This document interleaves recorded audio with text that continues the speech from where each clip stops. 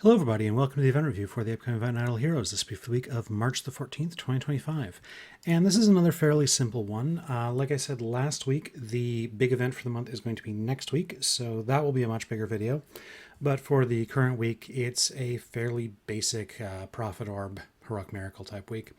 So Norton Heg is the hero you get, which, I mean, new heroes are hard to come by, so that's kind of cool. I don't think he's that good. At least I haven't seen much use of him, but you know, it's there if you like Norton Heg, then yay. There's also Melissa copies here, which again, fairly new hero, and the other ones are all pretty easy to get, but Melissa's somewhat valuable. Fantasy Factory is the basic one, though. It does come with a Reverie, though, which is the other thing that we've seen a fair bit of on these before. It's the standard Reverie. There's nothing interesting about it. It is the same as it's been for several months now. There's these 14 things. You can take 10 of them out of the pool and focus in on the 4 you want most if you do decide to spend money, because you got to spend in order to get anywhere near that stage. But you've got the option of picking which ones you want to get more of, like your Soul Star materials or your Destiny materials or just basic Stellar and Crystals and such. Whatever you need.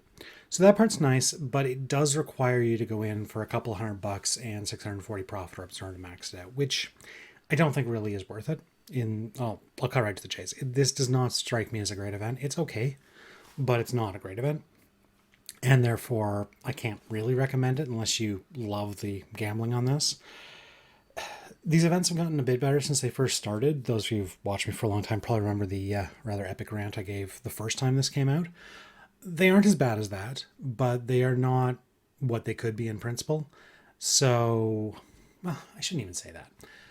They aren't great, but like big events are usually the best value for money in this game. If it's not a big event and this week isn't, next week is, then this week probably is not going to measure up all that much. So yeah, that's basically what you get. It's a normal Reverie. You get these normal feast packages if you want them, which mostly is an excuse to spend $200 if you want to. It's a bit better than nothing, but not much there. And of course, there's an Awakening card, which those are all right. If you like Awakenings, then this can be useful. I'm going to suggest again to listen to MKX Jump's advice. Often, 4 or 5 weeks after one of these is sold will be an event that cares about Awakenings. So if you want to buy this on the last day, you can get some free Awakenings for whatever that event winds up being. There's no guarantee there will be one, but DH has more often than not included those. So it might be worth it. And the Awakening card it's all right value if you like Awakenings, basically.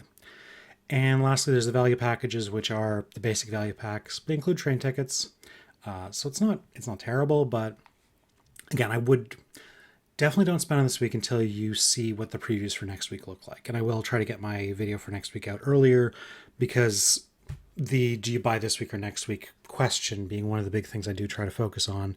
I want to get the videos for the big weeks where it might actually be a real question. I want to get those out a little earlier so people have the time to think on their decisions. For this week, though, there isn't a lot to decide. If you're spending on this week at all, you're probably the sort of person who spends a lot on everything, so you don't need my advice. But for those who are, free to play low spenders, this is not a spendy week. This is a see what next week brings sort of week. So yeah, that's really all I've got to say. You've seen Reveries before. If you're new to the game and you haven't seen Reveries before, it's, a loot box mechanic and not the best one in the game. So I'd probably stay away for the most part. But yeah, there have been good ones. I don't think this is one of the good ones. Anyway, I'll leave it there, and I will see you again next week for a much longer video, probably, where we go into what that big event looks like. Thanks. Bye.